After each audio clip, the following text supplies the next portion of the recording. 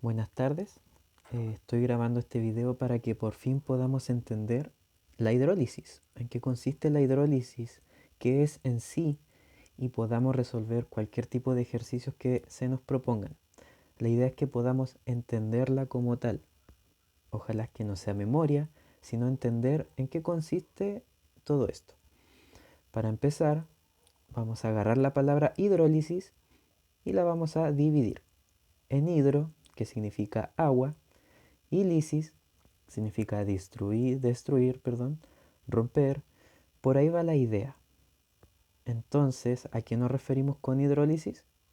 Nos referimos a hidrólisis con la ruptura de la molécula de agua, la ruptura del agua. ¿Y cómo nos queda este resultado?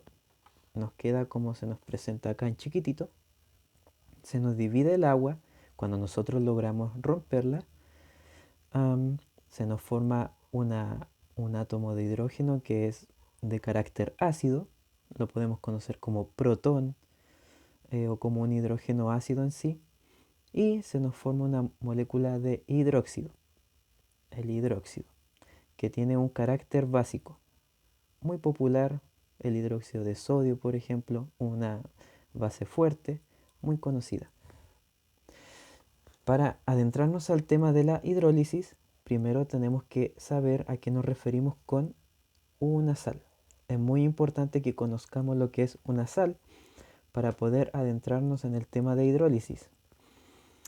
Acá lo que hice en unos vasitos de precipitado que encontramos en cualquier laboratorio, introduje dos sales.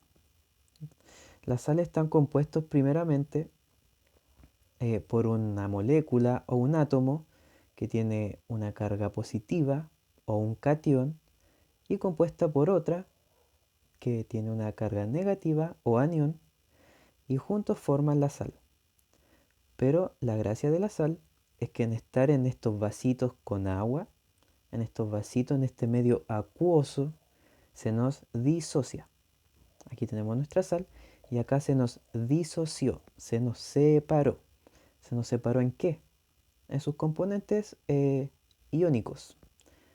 En este caso el amonio, el catión amonio y el cloruro, el anión cloruro.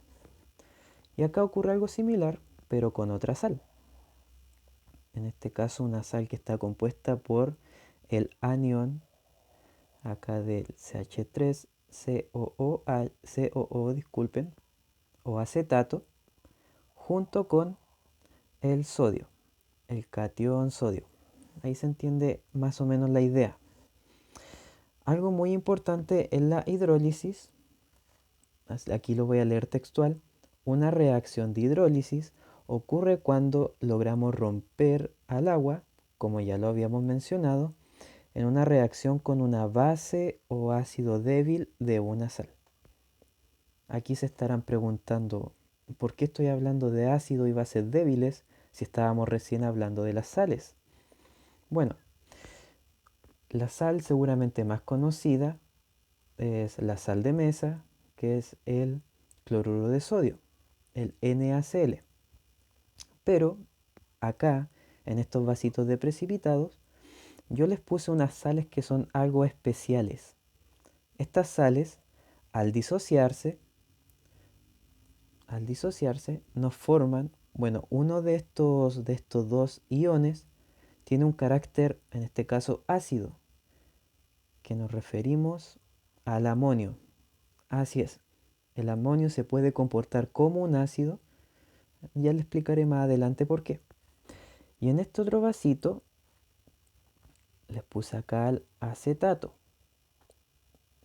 que también se puede comportar en este caso como una base, ¿ya?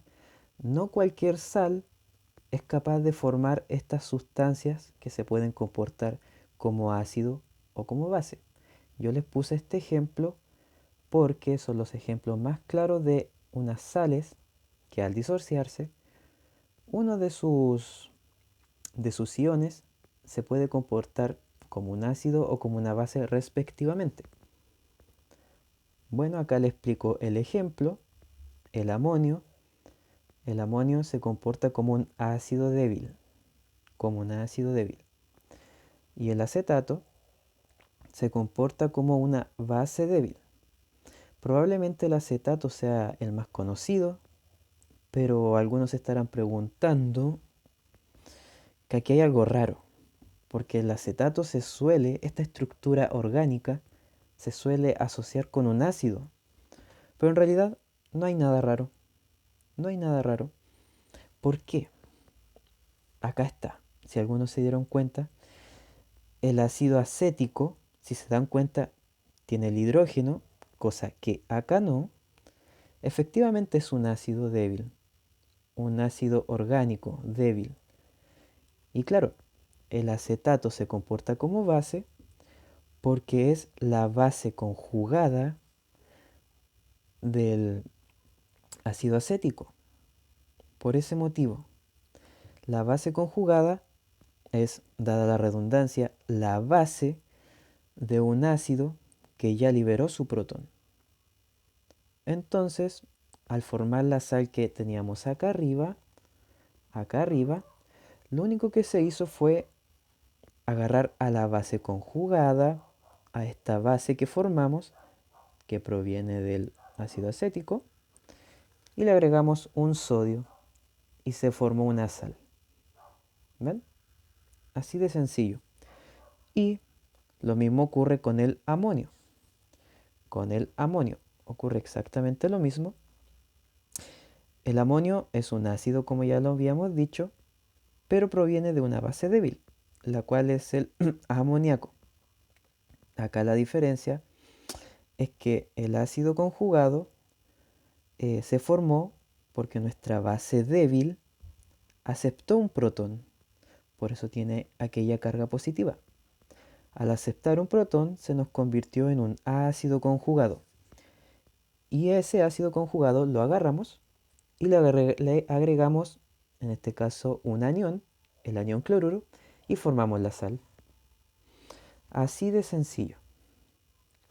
Entonces estas sales son bien especiales, ya que uno de sus iones, ya sea en este caso el catión o en este caso el anión, le agregamos ya sea un anión respectivamente o un catión respectivamente y formamos una sal con ellos. Entonces, como habíamos mencionado anteriormente, la hidrólisis consiste en romper el agua. Y efectivamente, esta sustancia, al tener un carácter ácido y un carácter básico, puede lograr eso, que lo vamos a expresar en la siguiente reacción química. Tenemos nuestra agua, acá tenemos a nuestro ácido conjugado, perdón. Entonces, ¿qué consiste un ácido? Sabemos que el ácido es capaz de ceder un protón. Entonces, como ya sabemos esto, la hidrólisis consiste en un equilibrio químico porque participan ácidos y bases conjugadas respectivamente. Entonces está esta doble flecha. Se nos forma en este caso el amoníaco, ya que se dio el protón, y se nos forma H3O más. O también el H3O más se puede expresar como el hidrógeno solito, como lo habíamos visto acá arriba. Pero en este caso es más correcto expresarlo de la siguiente manera. Ahora vamos a seguir con la de abajo. En este caso con nuestra base conjugada tenemos nuestra agua y esta base le está pidiendo un protón al agua. Sabemos que el agua es anfótera, se puede comportar como ácido o como base, dependiendo a quién tenga al lado. En este caso se está comportando como un ácido y le va a ceder un protón a nuestra base. ¿Qué conseguimos? Equilibrio nuevamente. Se nos forma nuestro ácido, en este caso un ácido conjugado, y se nos forma un hidróxido, como habíamos visto acá arribita. Hasta ahora todo súper bien. Ahora que entendemos todo esto, para resolver nosotros ejercicios de hidrólisis, al haber un equilibrio, tenemos que resolverlo como un equilibrio químico. Hay técnicas que a veces lo enseñan como el ICE, el inicio, el cambio y el equilibrio. Y como bien saben, los equilibrios traen unas constantes. Unas constantes, así es. Y ustedes se preguntarán, ¿pero qué constante ocupo acá arriba y acá abajo? Es una muy buena pregunta y la vamos a resolver a continuación. En el caso de el amonio, al ser un ácido débil, vamos a tener que usar una constante de acidez. Hay dos formas de acordarse qué constante usar. La primera, si en nuestra sustancia es un ácido, tenemos que usar la constante de acidez. Y el otro truco es fijarse en qué se nos está formando. En este caso se nos está formando un H3 o más que tiene un carácter, en realidad acidifica la solución, acidifica nuestro vasito de precipitado. Entonces decimos, entonces tenemos que usar la constante de acidez porque está acidificando nuestro pH. Ese es otro truco. Y en el caso de abajo del CH3COO-, debemos usar la constante de basicidad. ¿Cómo podemos acordarnos de esto?